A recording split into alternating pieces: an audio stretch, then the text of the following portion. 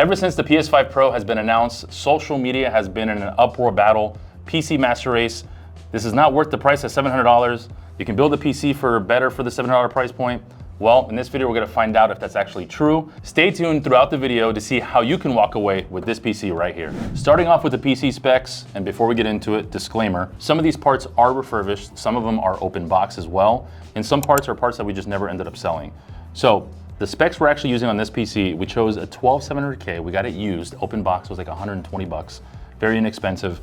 B7060 motherboard as well, that is also a refurbished motherboard. We had 32 gigs of RAM from Kingston 5600 CL36, a 1 terabyte NVMe drive, an RTX 3070, which you all know the 3070 and the 3060 were great sellers and good pricing as well. We're rocking a 600 watt power supply and a Deepcool Castle 240 Red, which is more than enough to cool that CPU. And finishing it all off was an MSI Gungnir case. This case actually just has a slight damage on the foot, so that's why we used it. Good price at a used market. You can probably get them for like 80 bucks, 60 bucks. All in all, this build came out to about $700. Hence why we use these parts to compare it to the PS5 Pro. All right, starting off with the PS5 Pro performance. Now I know this is not a PS5 Pro. This is just my personal PS5, which I might be trading in to get a PS5 Pro. I wanna move into some of the pros on this. As you all know, next year, GTA, the new one is coming out on console only. So most people are gonna be getting the PS5 Pro most likely for GTA 6. The other thing too is obviously the size comparison. Obviously it's a lot smaller than a full-size PC. Yes, you can build a mini ITX build. Again, parts go up in price quite a bit. And again, it depends on your market and your area if you can find some good used parts in a mini ITX side of things. Because again, it's hard to find parts new. I can imagine finding it used. All right, so performance-wise with the PS5 Pro, they did an uptick of 10% on the CPU, which is not a crazy increase. Where they focused most of their engineering was behind the GPU. The reason why they did that is because most consoles, they do 1440p to 4K. And for those of you out there in the tech world, you guys know that the higher resolution you go, it is way more GPU bound. So what they did was they did a 67% increase in performance on the GPU side of things, which they have stated is equivalent to around a 4070. Now, where one thing that the new PS5 Pro does have over the previous generation, which is another big one, is pretty much AI frame generation, which is pretty much what the new NVIDIA series do have. And from using it on Wukong and Star Wars Outlaw, for example, you can go anywhere from a 40 FPS to about 80 to 100 FPS, so it's a drastic difference. I think that's what has set the console apart from the previous generation, because for $700, if you can run 4K native and have 120 FPS, which is what Sony is claiming actually to be on the new PS5 Pro, that's gonna be phenomenal performance. All right, as far as the cons go, obviously you can't just pick this up and start writing a Word document. You can't edit on Photoshop, you can't do a Premiere Pro type thing. There's certain games you can't run on this as well. Prime example, Star Citizen, that's not a game you'll ever have on console stating from the company itself. So if there are certain games that you do wanna play that are only on PC, well, you're gonna obviously have to go lean towards more the PC side of things. Sony does have their exclusives. They did announce it will be coming out on PC just at a later time. Usually it's about a year time frame. So you can't just pick this up and say, hey mom, I'm gonna use this to do schoolwork or whatever. There's more of an excuse on the PC side. You can literally tell your parents, hey, I can do my homework now, I can do this and all that stuff. Plus, you can play games as well. So that is the only con I see on this. Let's move on to the PC. All right, so as far as the pros go for the PC, as like I was saying previously with the PlayStation, it's not something you just pick up and start doing documents, video editing, so on and so forth.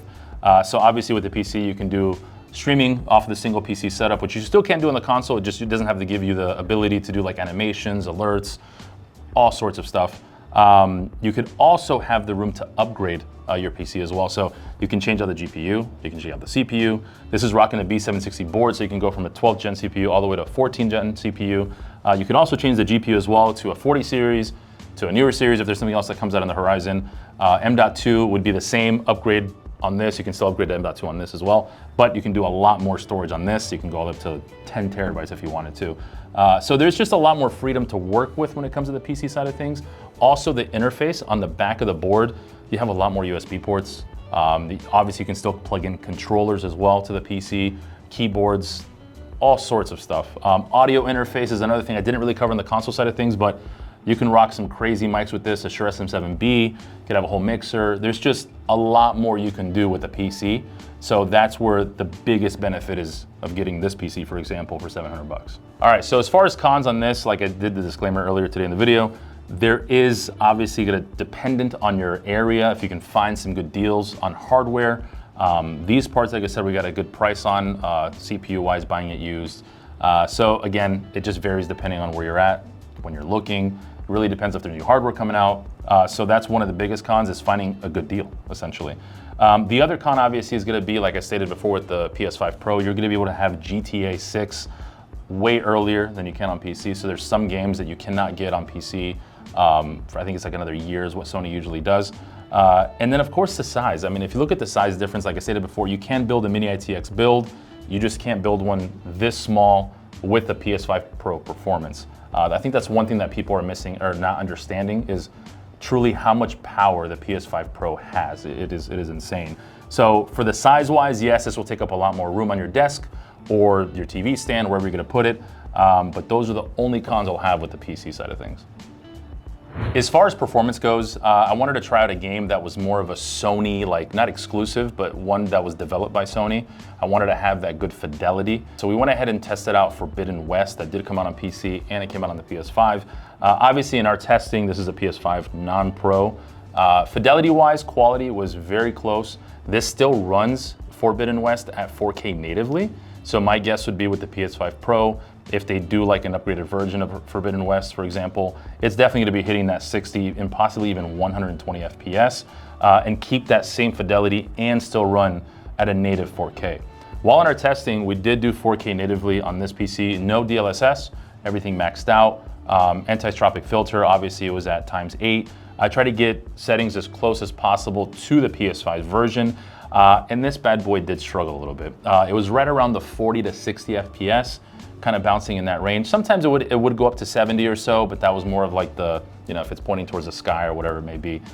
So performance-wise, I feel like, yes, this can get very close to a PS5 Pro. Again, these are older parts and it was still able to do it. If I did pop in a 4060, which I did, and tried frame generation, now we're talking about a whole different ballgame. The 4060 raw performance to a 3070 is very close. But once you start throwing in that new technology that all these GPUs are having, which the PS5 Pro will have, which to me is crazy, that the console's coming out with an RDNA GPU that has technology before even the GPU counterparts from the desktop side of things. AI frame generation makes a huge difference in performance. I was able to squeeze out of it 60, 70 FPS on average from the 4060 because of the new technology. So just looking at the GPUs itself, it's one of those things where just because it's a 4060 and it's a 3070 and raw performance is very equal, once you start implementing that AI stuff, it's a whole different ballgame. And I think that's where the PS5 Pro is really, truly gonna shine. So performance-wise, I would probably say the PS5 Pro has the edge on this one just because we are rocking an older GPU. If we pop in a 4060, it'll probably bump up the price another 120 bucks. So you'd be looking around 800 and something dollars. And at that point, do you think it's worth, the $100 difference to be able to do more with the PC than versus the console? All right, so now you're curious, which one would I recommend? Well, once again, like I spoke before, to get something around this price point in your area, you're gonna have to take the time to find something used. Now, if you do have a Micro Center nearby, sometimes they have some crazy deals, and I think Jay's even did a video on it, and he kind of built the PC right around the $700 range with a 4060. So it is possible to do all new parts around that $700, $800 range. You build it yourself, and that's where you kind of have to weigh out the pros and cons yourself if you think it's worth it to get a big PC, do more stuff with it, so on and so forth. So we've always said at Power GPU, once you look around the $800 range for PCs, especially for pre-built, we usually recommend it to go to a console unless there's certain games that you want to play that are only on PC and to play with your friends, essentially. My take though on it, me personally, I am getting a PS5 Pro. It's a monster. I don't know how else to tell you guys. Like for 700 bucks, I know it's a lot more, and I know a lot of people were there was an uproar behind the pricing, but for what you're getting, it's unheard of. But that's pretty much it from us. Like I said before, we are gonna give away this PC. If you guys wanna enter, all you have to do is make sure you like the video, leave a comment down below, and subscribe as well to the channel. And that's pretty much it. We'll see you guys in the next one.